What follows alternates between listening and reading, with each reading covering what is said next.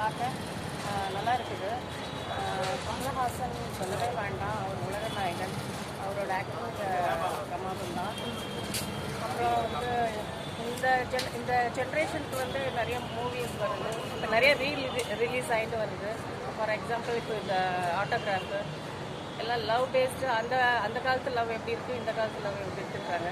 அதே மாதிரி அந்த காலத்தில் இருந்த ஒரு பாம்பே பேஸ்டு கல்ச்சரில் எப்படி அவர் கஷ்டப்பட்டார் அதெல்லாம் காட்டியிருக்காங்க. நல்லா இருக்குது.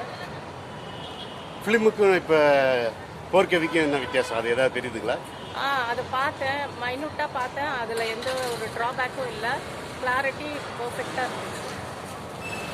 வேற ரசிகர்களுக்கு வேற ஏதாவது இந்த படத்தை பற்றி ஆர்வமாக பார்க்கறதுக்கு எப்படி ஏதாவது சொல்கிறீங்களா?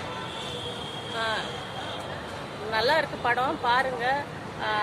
நீங்கள் வந்துட்டு இப்போ இருக்க ட்ரெண்டு அப்படின்ட்டு அது மாதிரிலாம் நினச்சி பார்க்காதீங்க. அந்த காலத்தில் எப்படி எடுத்திருக்காங்கன்றத நீங்கள் வந்து பார்த்தீங்கன்னா இந்த ஜென்ரேஷனுக்கு அந்த காலத்தோடைய எப்படி டைரக்ஷன், ஸ்க்ரீன் பிளே எல்லாமே நல்லா பர்ஃபெக்டாக தெரியும். தேங்க்யூ.